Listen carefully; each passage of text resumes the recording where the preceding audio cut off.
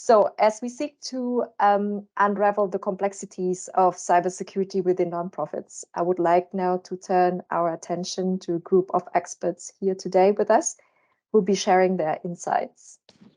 Bernice Russell-Bonn, CISO of RTI International, James Eaton-Lee, CISO of NetHope, and Rajiv Sagar, Avanade's Global Cybersecurity Lead. Welcome, Bernice, James, and Rajiv.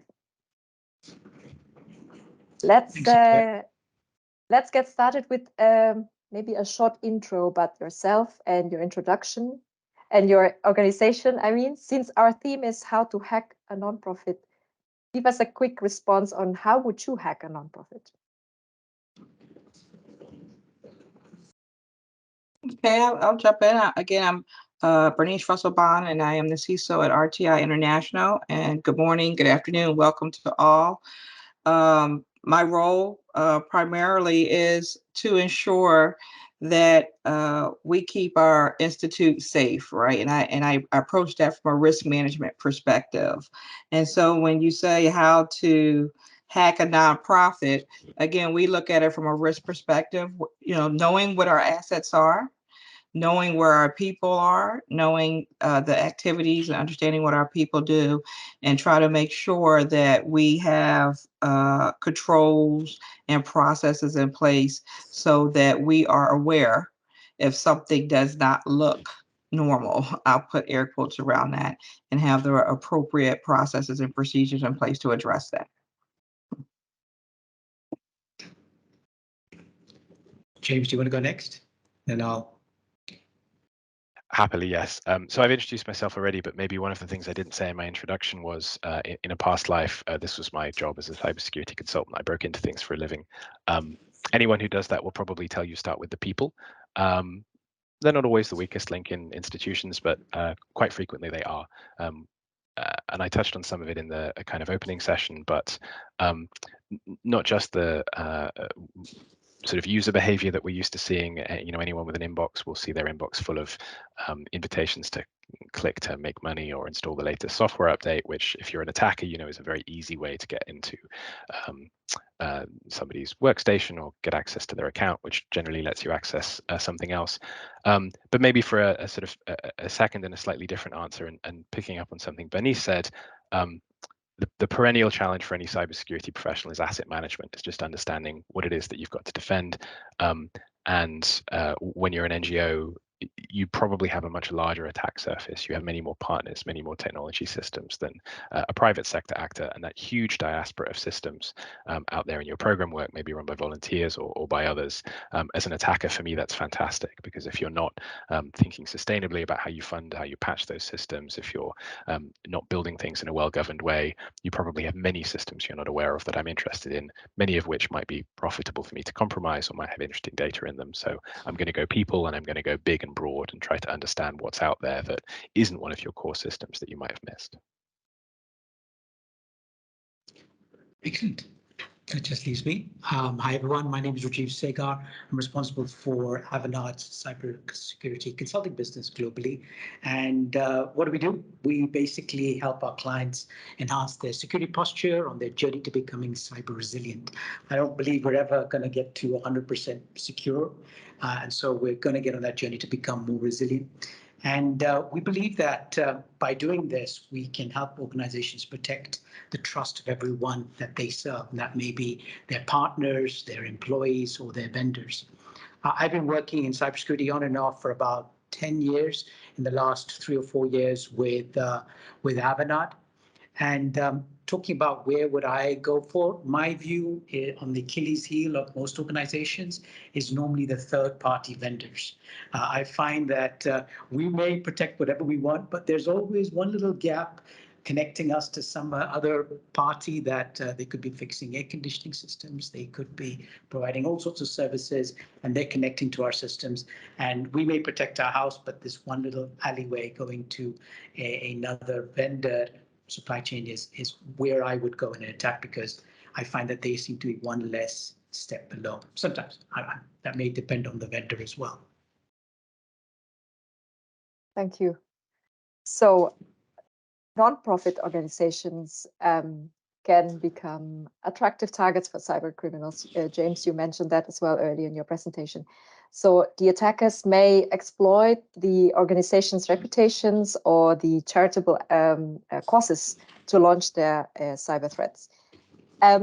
We also saw on James' presentation earlier that in 2023, according to Microsoft, NGOs and think tanks are the second most targeted sector after government. We also know nonprofits often operate with limited financial resources, which can pose a challenge when it comes to investing in cybersecurity technologies and also people. So I'm interested to have your thoughts on this. Bernice and James, how can nonprofit strike a balance between allocating resources for their mission and investing in robust cybersecurity measures? Yeah, I could. Oh, Go ahead. James. Okay. You know, again, I think it's important to understand what you have and have a and how critical it is. So, as you stated, we're all not-for-profits. We're not security companies, so we just don't have an unlimited stream of funds to support it. So it's very important to understand what is important to the organization and to be intentional about the controls you want to put in place, whether they're preventive or whether they are detective, so forth and so on.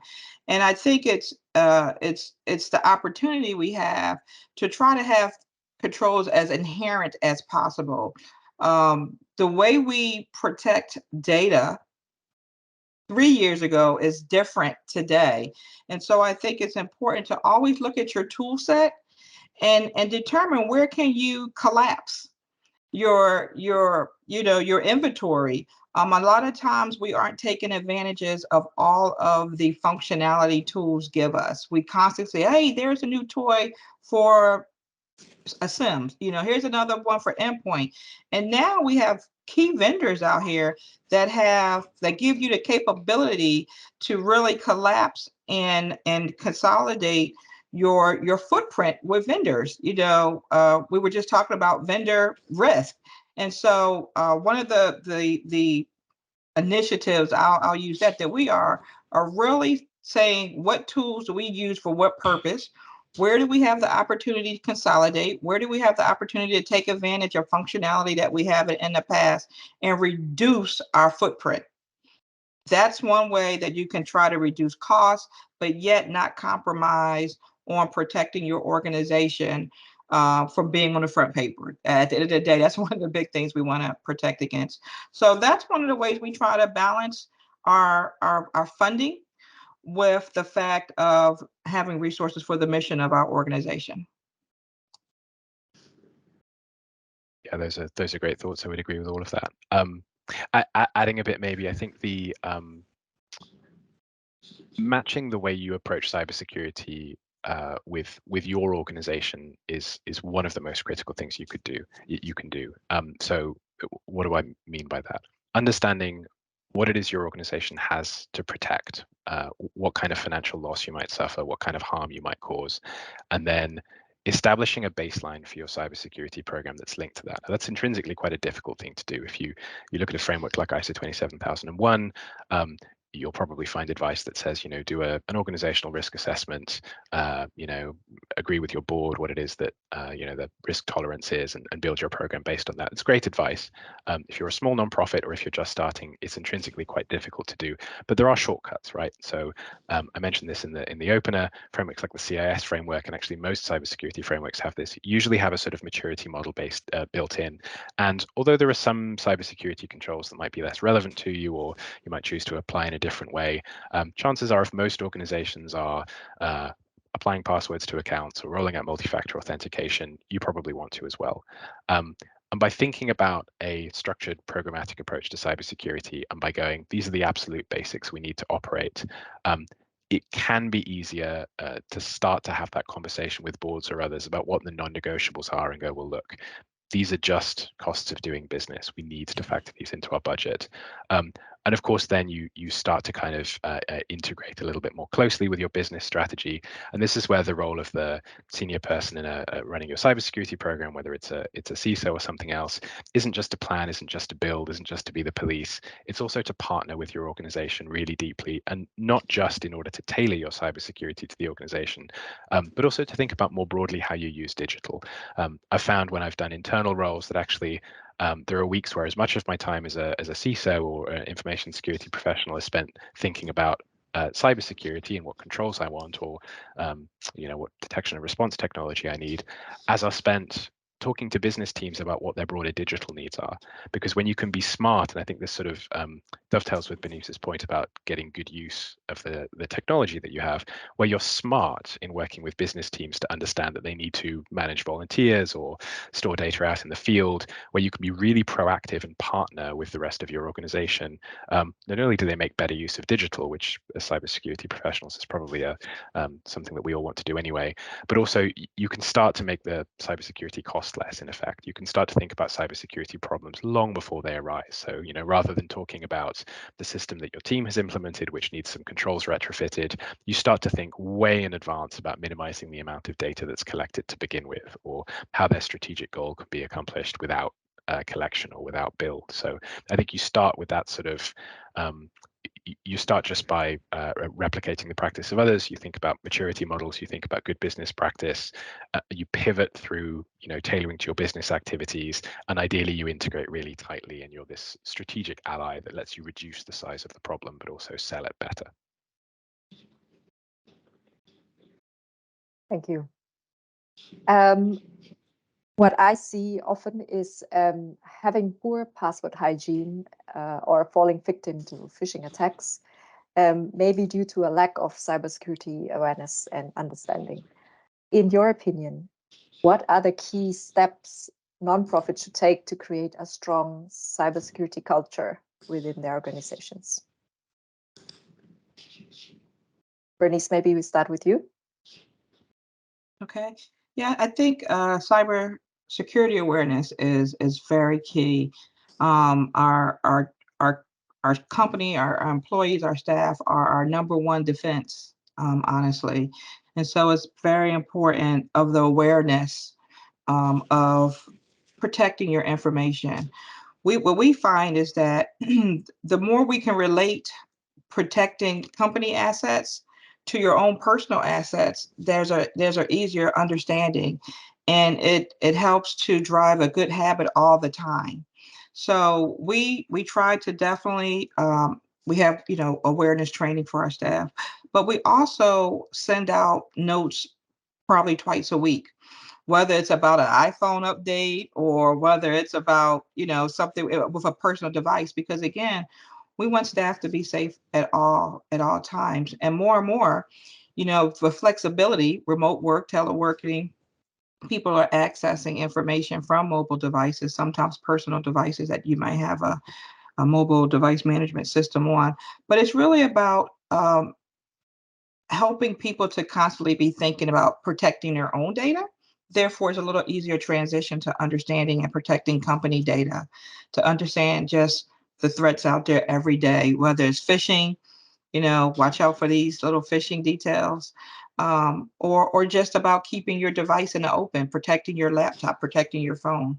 So again, we try to approach it from a holistic perspective, just securing yourself and your data, including work. We do it that way. So yes. Mm-hmm. I think making it relatable is really sound advice.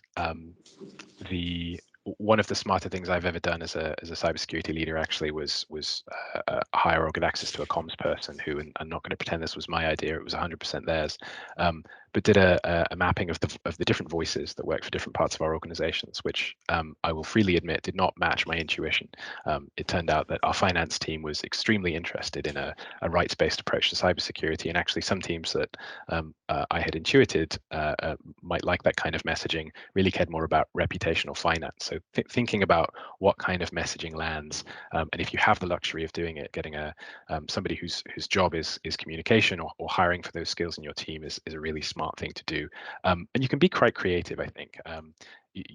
there's a whole answer to this question here, which is just around less confrontational approaches to cybersecurity. So building a team identity that is not one of being the department of no, but has this sort of partnership relationship. And in the way you build that relationship with your organization, you can be very creative. When I worked for an NGO, when the general data protection regulation in Europe was looming on the horizon, we did a pop-up event in our atrium, and to Bernice's point about making the professional personal, we actually set up a living room stand with some furniture in our atrium, and we hid data around it. So we had lists of people's names down the back of the sofa and CDs. And let me tell you what, when you set up an atrium, when you set up a living room with pot plants in the middle of your atrium, I guarantee you get half the building coming down and sitting on your sofa, and then you trick them into a conversation about cybersecurity once they've played your scavenger hunt around the living room. So there are lots of different ways of doing this with, meme culture. I've used sort of internal social media tools.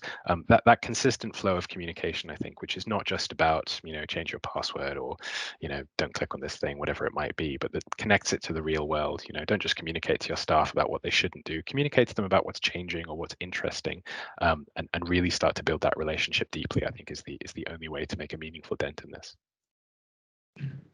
Andrea, may I comment as well on just some of the areas that we've seen? So I was going to talk about some of the points that we've seen internally, and then how we've applied that to our clients as well. One was around, and I think you both hit upon it, Bernice and James, is bite size. I think with because you have different generations across the workforce over there, having this bite size type points make it really relatable, and also are easy to take in and be able to apply. And the second thing that we found really to make it a little bit more fun is we gamify a lot of the learning process, right? So we say, not that we want to count anyone out, but we send out phishing emails, and then we see how many people didn't make it through, right? Andrea's smiling because I don't know whether she got caught out with them. And then what we do is we get others to send out as well. So we get colleagues to be able to create their own phishing mails to other colleagues as well to see whether they get caught out. So just to gamify it kind of like makes it, part of the culture of the organization. I was just thinking about it like, security is everyone's business. Where my mom used to tell me when I was young, don't talk to strangers. She can't be there every time I'm out there everywhere. So she had to give me the tools and awareness so that in case a situation came up, I was able to work on it. And I think that's just that, old, no, it's not old, but I suppose it's just the way of thinking applies now as well across the board. Sorry, Andrea, apologies for the hijack there, but I wanted to make that point. Yeah. Thank you, Rajiv. Thank you very much. So we also talk about third-party vendors. Rajiv, you mentioned this earlier. So nonprofits often rely heavily on third-party vendors, such as cloud services, donor management systems, or fundraising platforms. How do you ensure that these entities meet your organization's security requirements and that they do not pose any vulnerabilities or risks to your systems and data? James, would you like to start maybe?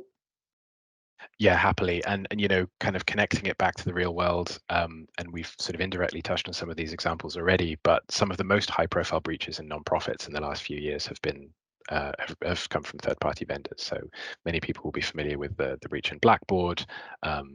Many people will have seen the news cycle when SolarWinds, which is a network monitoring platform, was breached. We know that had a huge impact on an enormous number of nonprofits, but it's a very difficult problem. You're moving from the inside outside. You have a very different set of tools available to you as a cybersecurity professional when you're not looking at the blinking LEDs, when you can't walk over to the network infrastructure team, when you're working with a third party. You can Google, you can find a million really good third-party vendor due diligence forms, processes, checklists. That's generally the start in an organization. But you also need to be smart about it. Having also worked on the vendor side of the fence, lots of organizations are not smart in the way that they saturate their vendor maybe with more questions than they need, or don't dig into enough detail. So have a process for not just understanding what the vendor does, and there are lots of good shortcuts you can take. You can look for accreditation against an external cybersecurity standards, Cyber Essentials or ISO 27001, but also tailor it to what the vendor is doing for you. If somebody is holding your entire customer CRM system, you probably don't want to just ask them if they have ISO 27001.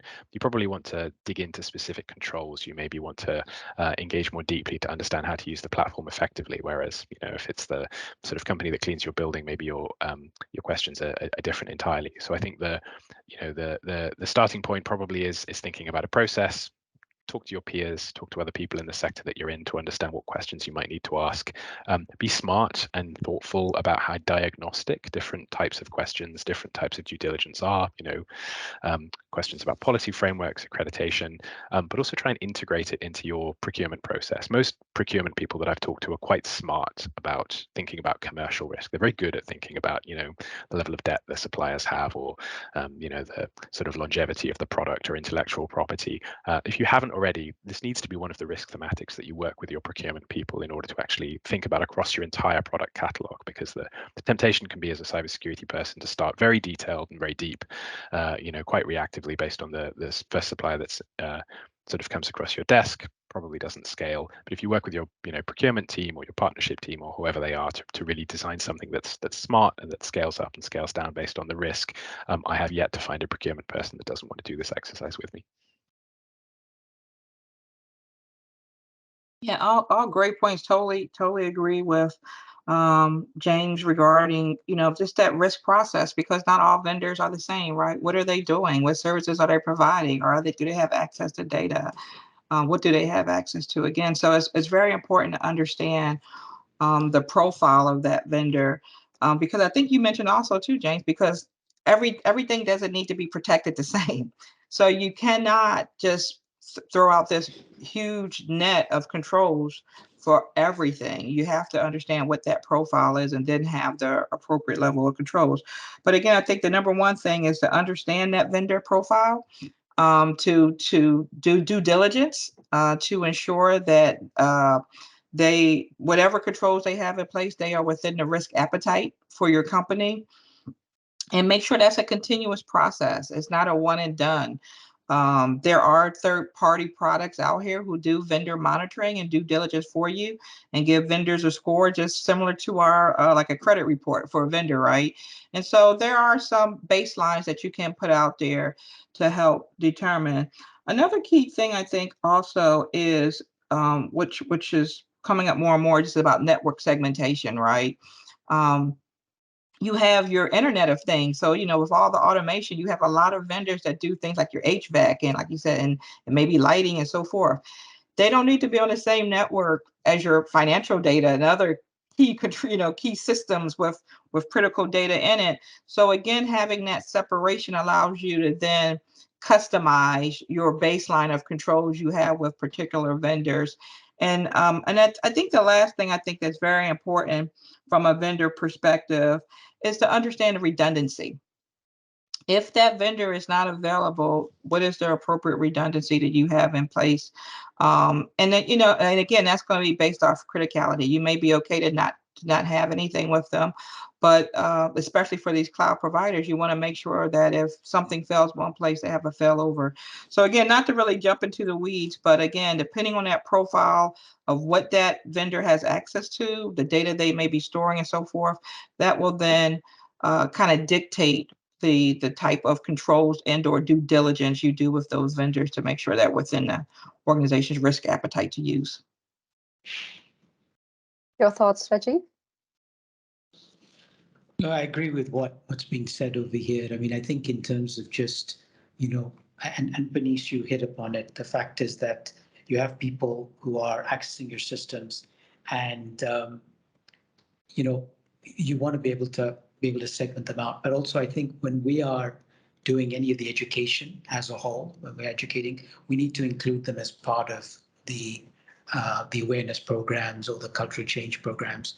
And I think that's one. The second thing is, maybe I'm being a little bit more too tactical on this, but it's around identity management, right? As well as into what access do they have to the system? How is it that we can basically restrict it to really what they're doing, and making sure that we have a good governance process in place to remove them when they've been when they're not working with us anymore, right? Because you maybe the problem we have is that people at some of the vendors are maybe changing roles very often, and so there's Bob today, and then there's Jill tomorrow, and suddenly, they've got access to the system, which they shouldn't do.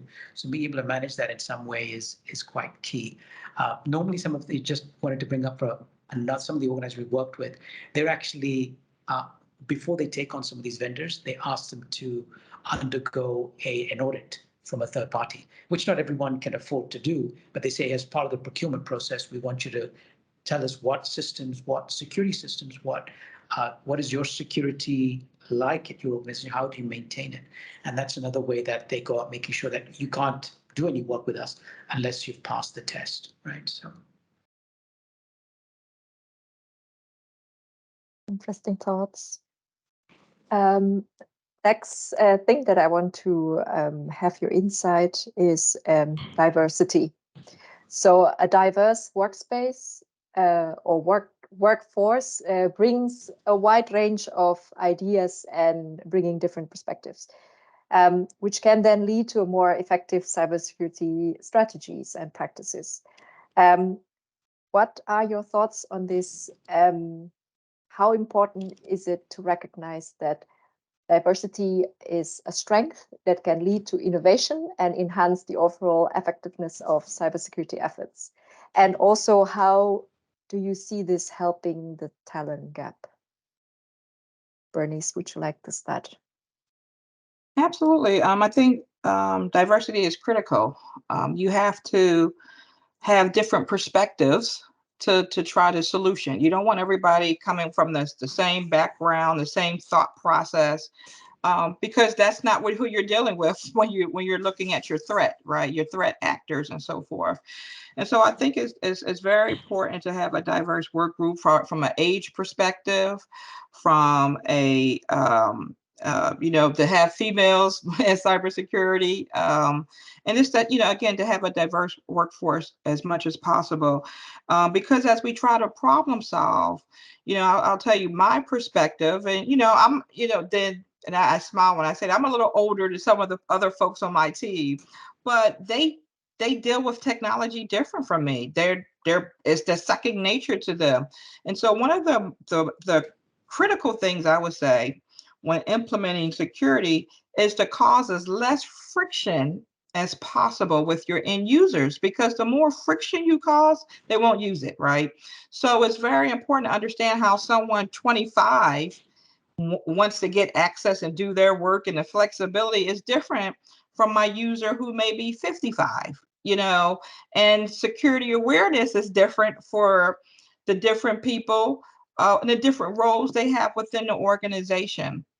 And so again, I think it's very important to have the input of a diverse group to solve tough problems, and in the long run, it's more cost effective to solution from a diverse group to try to get these answers to tough questions and tough situations that we're trying to avoid for our companies, i.e., again, that reputational risk and things of that nature.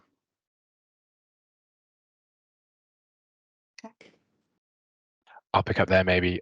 Agree with all of these thoughts. I mean, firstly, let's be honest, it's just the right thing to do, but it's absolutely also the most effective thing to do as a business.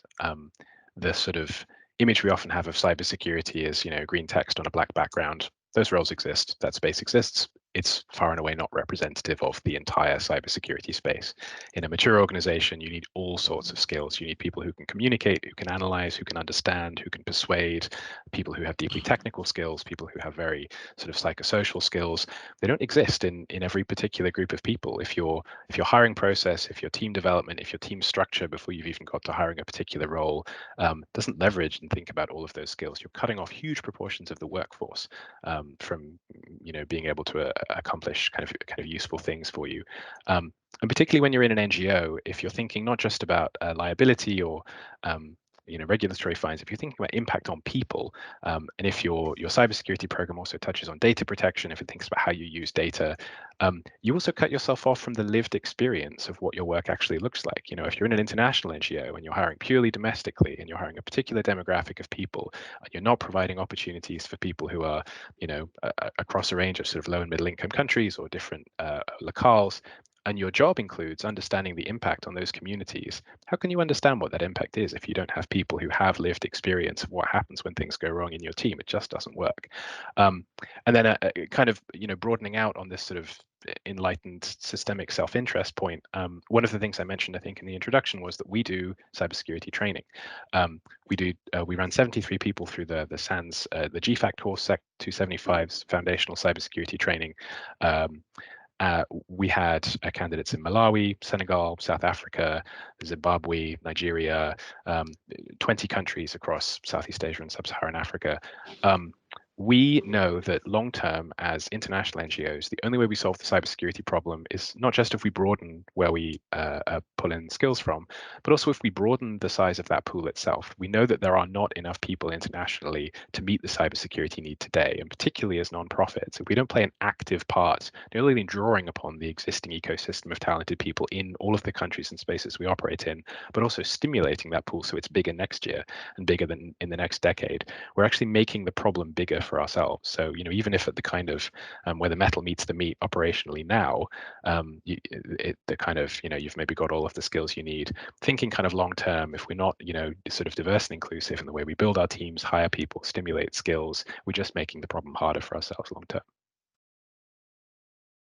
Yeah, I was just thinking about James of Jews. Sorry, Andrea. No, Rajiv, go ahead. I was just about to.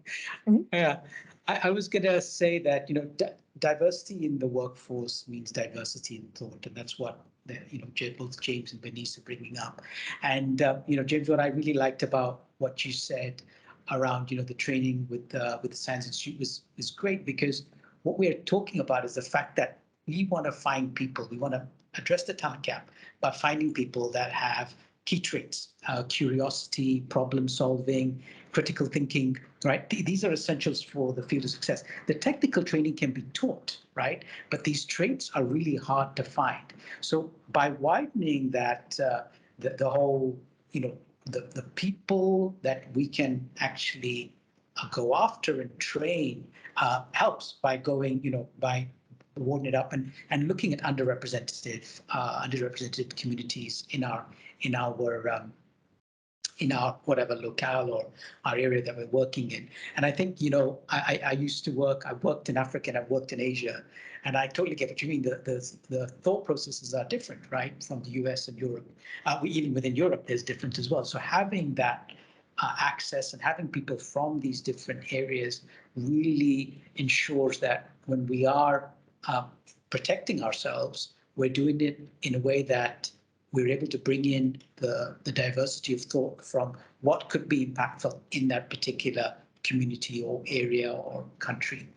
And so, no, it's great. We by ourselves, we created cyber academies because we couldn't find enough people ourselves in order to be able to fulfill some of the roles. In the cyber academies, we are hiring a lot of people from the diverse range of groups across the world, and we train them in the technical skills, and we bring in, just make sure that have they got the traits, the problem solving, the curiosity, and the critical thinking, and then we train them on the technical skills, which may be a little bit more around Microsoft. But then they are deployed with us, and then sometimes they go and work with our clients, or they can go and work, they go and do volunteer work with some of the NGOs as well. Andrea, I think you've seen that happening in Europe as well, right? When we were doing that. So Yes, it's a successful program at Avanade.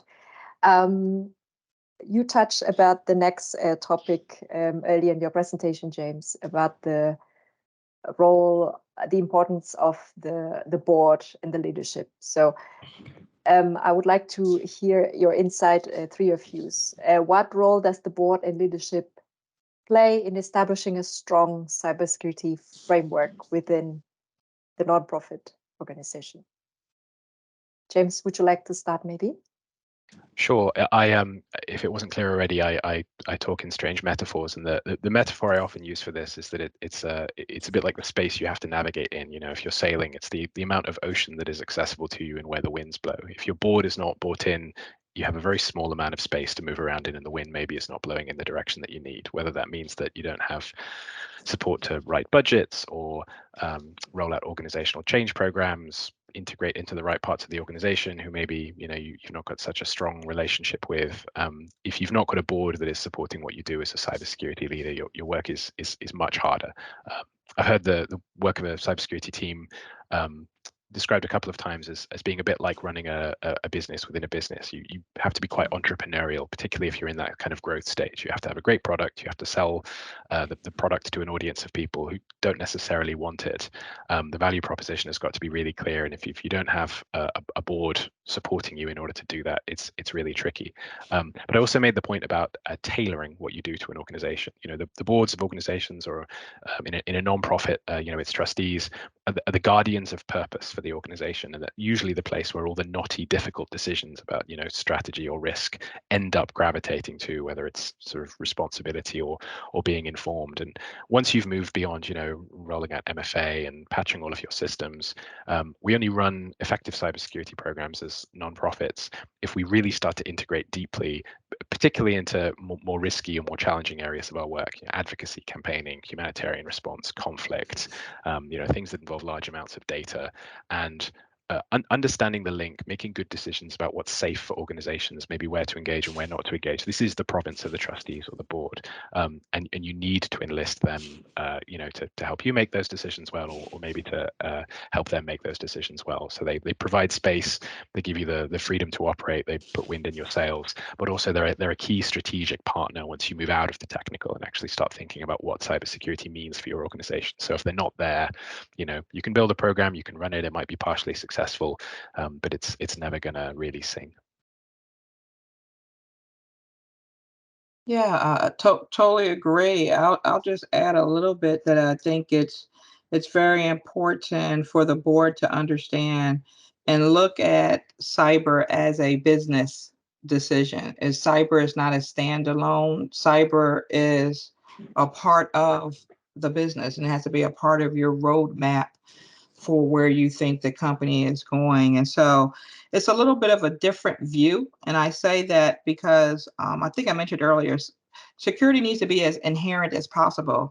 So when we start talking about the strategy of the non-for-profit, security is the enabler to help to do a lot of these different, or to reach a lot of these strategic goals. So it needs to be a part of the conversation when solutioning. Is how do we provide it safely? And so that's a big part, and that's going to be all gauged on the risk appetite of the executive leadership team and the board. And so it's just communicating what the different risks are of supporting certain type of business in certain parts of the world, certain research, things of that nature.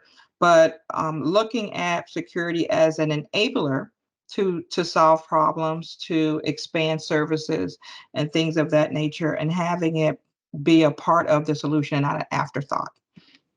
So that's the big piece of it. And the other part I will add too, which I've had a couple of conversations with our board. There's expectations that are starting to rise for public companies about the board and understanding cybersecurity and reporting responsibilities if there's a cyber incident within your company. We'll probably see this rolling over to the nonprofit within another year or so. Whatever happens in public eventually comes on down to our space. So there is an expectations of more transparency that will enable us all to protect our companies a little bit better by learning from challenges or events that happen in other companies, and that transparency to the people that we service too. So again, there is definitely an expectation that our board understands what's going on from a risk and how we're best trying to solve those problems to enable us to meet the strategic goals of the company. Rajiv, would you like to add something? Yeah, no, look, both Bernice and James hit the nail on the head. I think boards seem to be more aware of the cyber risks than before. But what we've found is that the questions they ask imply that they don't fully comprehend the impact of cyber risk on the overall enterprise risk. So they struggle to determine which questions to ask the security team to assess what is the risk and be able to make the right decisions going forward.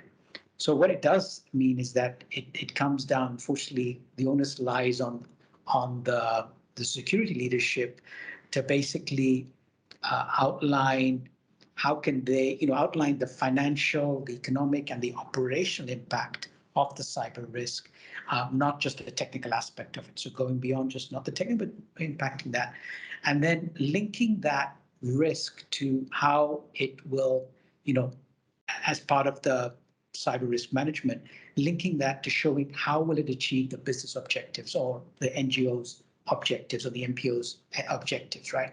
How can it, by doing that? Because some people don't even understand that the cyber risk is reputational risk, right? For donors, for people who are interacting with that organization. So be able to put it in a format which basically outlines that will help the board become a supporter rather than a hinderer to what we want to implement on the security end side. Thank you. Rajiv, I actually have a couple of questions for you. First question is, what are some emerging cybersecurity trends or technologies that nonprofits should pay attention to, and considering incorporating them into their security strategies? And question two is, what are some cost-effective yet impactful cybersecurity solutions nonprofits can adopt? Yeah. Look, there's a number of trends, and if you go on, you'll find a whole bunch of them. There's a few which I think are really important. One is around, trend one, I would say, is around human-centric security design. And that is, and I think, Bernice, you talked about it, right? The traditional security awareness programs they're not basically doing what they need to do. They're not reducing unsecure employee behavior, right? So what we need to design is a way to be able to make sure that the teams on the ground, our employees on the ground, have a way of not just education, but how can we make sure that we design systems and processes to be able to reduce the impact that they will have on security risk, right? And this goes even for remote working as well. We talk also about zero trust architecture, but I'm not going to go into that over here. The other one is trend two is around cybersecurity platform consolidation. And that is, there are, I've heard up to 83, sometimes 100 products being used by organizations. And there is a focused process to be able to reduce them down.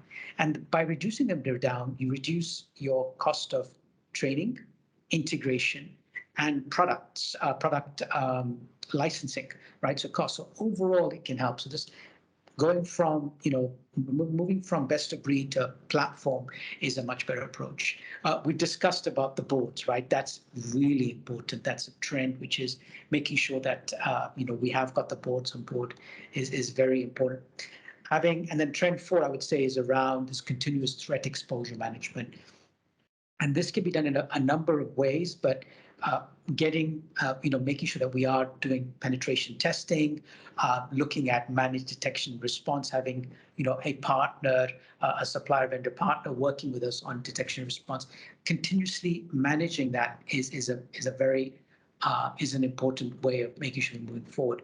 And then I'd say trend number 5 is not trend, it's more of a technology. And everyone talks about Gen AI, generative AI and stuff. The AI is being used by the bad guys and the bad threat actors, all the threat actors as a whole, and we need to be able to manage that. But from a organization standpoint, generative AI and the way it's set up can allow our security teams to basically take on work and understand and manage security in a way that they're not done before, because they don't need to know as much as they thought they did, because the generative AI basically, as Microsoft calls it, a security co-pilot. It helps them, sitting next to them, being able to help them manage the security risk within the organization.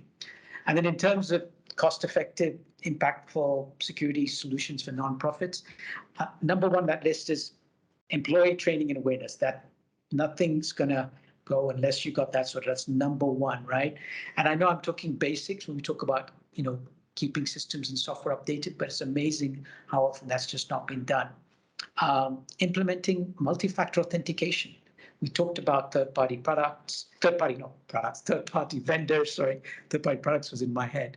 Third-party vendors, making sure that when they have access, anybody access, we have got this extra layer of security. And it's not that much significant financial investment, but it does mitigate the risk.